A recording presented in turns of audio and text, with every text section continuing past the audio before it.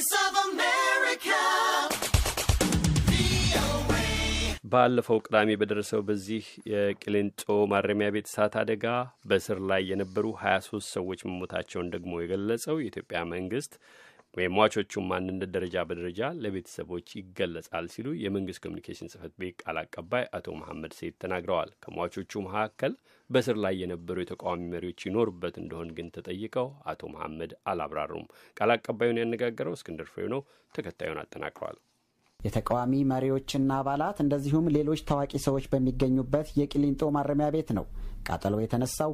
የጉዳቱ መጠንም አሳሳቢ ሆኖ የቀጠለው መንግስት የጉዳቱን መጠን ዛሬ ይፋ አድርጓል። የመንግስት ኮሚኒኬሽን ጉዳዮች ጽህፈት ቤት የሚዲያና ህዝብ ግንኙነት ዳይሬክተር አቶ መሐመድ ሰይድ በስልክ እንደገለጹልኝ ቅዳሜ ጠዋት በተነሳው የእሳት ቃጠሎ የ23 ታሳሪዎች ህይወት አልፏል። በዚህ የማረሚያ ቤት የእሳት አደጋ ቃጠሎ አጠቃላይ 23 ታራሚዎች ህይወታቸው ያለፈበት ሁኔታ ነው ያለው። ከዚህ ጋር በተገናኘ ቃጠሎ ለመቆጣጠር የእሳት አደጋ መከላከል ፖሊስ፣ የአካባቢው ህብረተሰብ በአጠቃላይ ሰፊ ርብርብ ነው የተካሄደው እና እነዚህ ርብርቦች ተካሄደው ነው በቁጥጥር ስር የዋለው። የቆሰሉ ሰዎች ስንት ናቸው? አቶ መሐመድ እንግዲህ ቁጥሩን በተመለከተ በጣም የተለያዩ መረጃዎች ናቸው እየተሰራጩ ያሉት እና በተለያዩ ማህበራዊ ድረገጾችም በሌሎች መገናኛዎችም ማለት ነው። ቁጥሩ ከዚህም በላይ ያሻቅባል የሚል ስጋት አለ ወይ? የቆሰሉ ሰዎች ስንት ናቸው? ወደ 9 ታራሚዎችና ፖሊሶችን ጨምሮ የሕክምና እርዳታ ተደርጎላቸዋል። በውስጡ ያሉ ታራሚዎችም ወደ ሌሎች የፌዴራል ማረሚያ ቤቶችም እንዲዘዋወሩ የተደረገበት ሁኔታ ነው ያለው። በቀጣይም ይሄ ማረሚያ ቤት አስፈላጊ ጥገና ተደርጎለት ወደ ማረሚያ ቤቱ የሚመለሱበት ሁኔታ ነው ያለው። እዚህ ረገድ ያው የታራሚ ቤተሰብም ያው በትዕግስት እንዲጠብቅ እናሳስብበት ሁኔታ ነው ያለው ማለት ነው። በዚህ ጋር በተገናኘ እዚህ ላይ አቶ መሐመድ ሙሉ በሙሉ ነው የተዛወሩት ታራሚዎቹ ቅሊንጦ የነበሩት ታራሚዎች በሙሉ ወደ ሌሎች ማረሚያ ቤቶች ተዛውረዋል ማለት ነው? ወደ የትኞቹስ ነው የተዛወሩት? ወደ ፌዴራል ማረሚያ ቤቶች ነው የተዛወሩት። በቀጣይ አጠቃላይ ቃጠሎውን በተመለከተ ምርመራ ይደረጋል። የማጣራት ስራዎችም በቀጣይ በጥልቅ የሚከናወኑበት ሁኔታ ነው ያለው። ሂደቱን በቀጣይ እያየን እኛም የምናስተላልፍበት ሁኔታ ይኖራል። እንግዲህ 23 ሰዎች ህይወታቸው አልፏል ብለውኛል። በዚህ ቃጠሎ ሙሉ በሙሉ 23ቱም ሰዎች በቃጠሎ ምክንያት ነው ህይወታቸው ያለፈው። ከነዚህ ውስጥስ ምን ያህሉ ናቸው ታራሚዎች ከ23ቱ? ይህንን ጥያቄ የማነሳው እንግዲህ የተለያዩ ተቃዋሚ ፓርቲዎች በተለያየ መንገድ ስጋቶቻቸውን እየገለጹ ይገኛሉ። ተቃዋሚ ፓርቲዎች ሊያመልጡ እየሞከሩ ነው በሚል ሰበብ በዛ በሚገኙ አባሎቻችን፣ አመራሮቻችን ላይ ጉዳት እንዳይደርስ እንሰጋለን ይላሉ። ምንድን ነው የመሞታቸው ምክንያት? ከነዚህ ስንቶቹ ናቸው ታራሚዎች? የቃጠሎው መንስኤ ያው እዛው በታራሚዎች በተነሳ የአመፅ ግርግር ጋር በተገናኘ ነው። እንግዲህ 23 ታራሚዎች ናቸው እኔ ጋር በደረሰኝ መረጃ ያመልጣሉ በሚል ምክንያት ተደርጎ ተቃዋሚ ፓርቲዎች ካነሱት ነጥብ ጋር በተገናኘ መንግስታችንም የጸጥታ ኃይሉም ለዜጎቹ ኃላፊነት የሚሰማው ነው። በህግ የበላይነት ጥላ ስር የሚንቀሳቀስ ነው። እንደዚህ አይነት ድርጊቶች በምንም መልኩ የሚታሰቡ አይደሉም።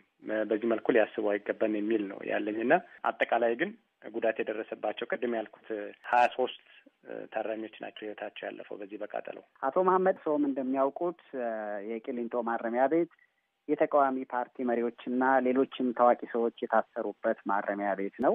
ደረሰ በተባለው ቃጠሎ ምክንያት ከሞቱት ሰዎች መካከል እነዚህ የተቃዋሚ ፓርቲ መሪዎችና አመራሮች ይገኙበታል። በዚህ በቅዳሜ ዕለት በተከሰተው ቃጠሎ አጠቃላይ 23 መሆናቸው ነው እስካሁን በደረሰኝ መረጃ። የሟቾቹ ማንነት ገና እኔ አሁን በዛ ደረጃ መረጃው አልደረሰኝም። አሁን በእጅ ያለው መረጃ አጠቃላይ 23 ታራሚዎች መሆናቸውን ነው የሚያሳየኝ። አንዳንዶቹ የቤተሰቦች የታሳሪዎቹ ቤተሰቦች መረጃ ማግኘት እንኳ ያልቻልንበት ሁኔታ ነበር። መንግስት እኛን የማረጋጋትና የመርዳት የመደገፍ ኃላፊነት ነበረበት በዚህ ወቅት የሚል ቅሬታ እያሰሙ ይገኛሉ።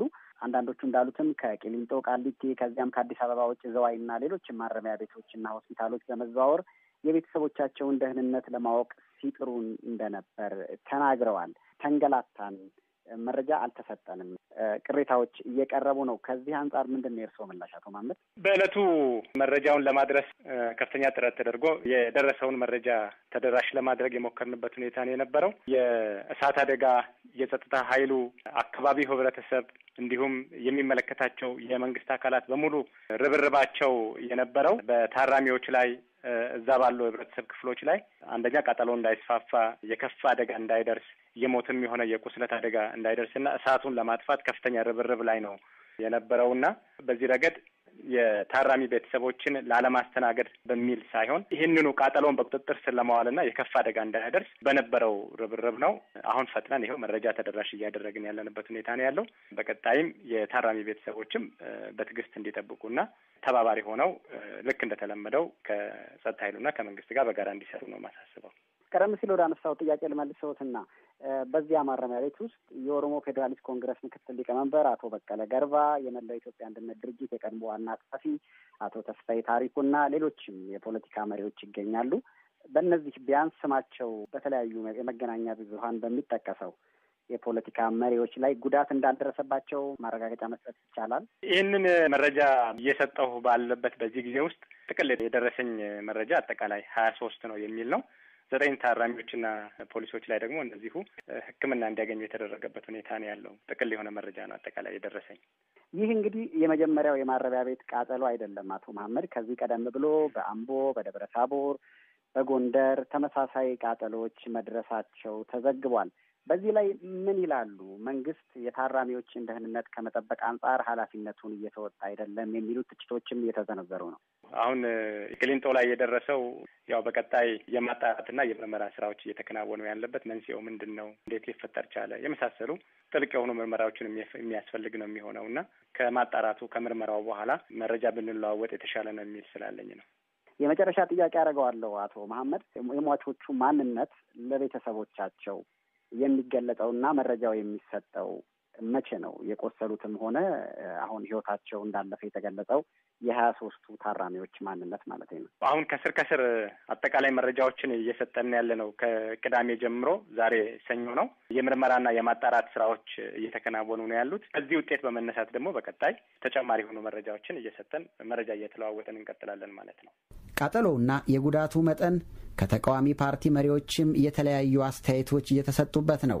ቃጠሎው መድረሱ የአደባባይ ምስጢር መሆኑን ያስታወሱት የመላው ኢትዮጵያ አንድነት ድርጅት ምክትል ፕሬዝዳንት አቶ ሙልጌታ አበበ መንግስት ሁኔታውን የያዘበትን መንገድ፣ መረጃ ለመስጠት የወሰደበትንም ጊዜ ነቅፈዋል። በርከት ያለ ቁጥር ያላቸው አባሎቻቸውና የፓርቲያቸው አመራሮች በዚያ እንደሚገኙም አስታውሰዋል። ቅሊንጦ ማረሚያ ቤት የመያድ አባላት በአንድ መዝገብ ብቻ በነመቶ አለቃ ጌታቸው መዝገብ ላይ ብቻ 16 የመያድ አባላት አሉ።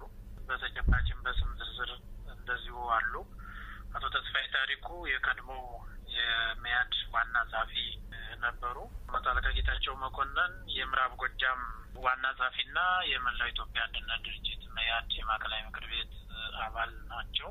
እንደዚሁ መምህር አሰጋ አሰፋ የመላው ኢትዮጵያ አንድነት ድርጅት መያድ የማዕከላዊ ምክር ቤት አባልና የምስራቅ ጎጃም የድርጅት ጉዳይ ኃላፊ ናቸው ቅሊንጦ የሚገኙት። እንዲሁም እነ ወጣት ብርሃኑ ካሳ፣ ሌሎችም እናቱ ወርቁ፣ እነ መቶ አለቃ ማስረሻ የሚባሉ በጣም በርካታ ከ20 በላይ የሆኑ የመያድ አባላትና አመራሮች፣ የየዞን የየወረዳ አመራሮች፣ አብዛኛዎቹ አመራሮች ናቸው እዛ ቅሊንጦ የሚገኙት ማረሚያ ቤት። እነ አንማው ሞኝ ሆዴ ይሄ አደጋ እንደተፈጠረ በእስር ላይ ያሉ ወይም በታራሚ ቤተሰቦች ሊጠይቁ በድንገት የሄዱ ቤተሰቦች ሁሉ አሉ። አሁን እኛ ከመርጦ ለማርያም የመጡ የመምህር አሰፋ ልጆች እኛ ጋር ያሉት፣ ቤተሰቦቹ እኛ ጋር ያሉት፣ የተስፋዬ ታሪኩ ቤተሰብ እንደዚሁ ጭንቀት ላይ ነው ያለው፣ የጌታቸው ቤተሰብ ጭንቀት ላይ ነው ያለው። ይሄ ሁሉ ከመሆኑ በፊት መንግስት የችግር እንደተፈጠረ አዎ ተፈጥሯል፣ ይሄን ያክል ጉዳት ደርሷል፣ የደረሰ ጉዳት ካለ የደረሰው ጉዳት ከሌለ ደግሞ ጉዳት የደረሰ የለም፣ ይሄውና ቤተሰቦቻችሁ ጋር ተገናኙ ብሎ ቢያንስ ለእናትና ለሚስት እንኳን ማሳየት ነበረበት ታራሚው። ይሄ በጣም ትልቅ ስህተት ነው የተሰራውና ይሄ ችግር እንደተፈጠረ በሩ ክፍት አድርገው ለተወሰነ ሰው ማለት ባሏ የታሰረባት ሚስቱ ቢያንስ ሄዳ ልታገኘው ይገባ ነበረ። ችግሩም ደግሞ የጉዳቱም ሰለባ የሆነ ሰው ካለ ይፋ ይሄ ነገር ሆኗል ብሎ ይፋ ማድረግ ነበረበት። የአንዳንድ ታሳሪዎች ቤተሰቦች ከክልል ከተሞች ሳይቀር ወደ አዲስ አበባ መምጣታቸውን እስካሁን ግን መረጃ ያገኙበት ሁኔታ እንደሌለ ነው አቶ ሙሉጌታ የተናገሩት። መረጃ እየተሰጠ ያለው ደረጃ በደረጃ መሆኑን የገለጸው መንግስት ግን ሁሉም ነገር በቅደም ተከተል ሊታወቅ እንደሚችል ጠቁሟል። ለአሜሪካ ድምጽ ሬዲዮ እስክንድር ፍሬው ከአዲስ አበባ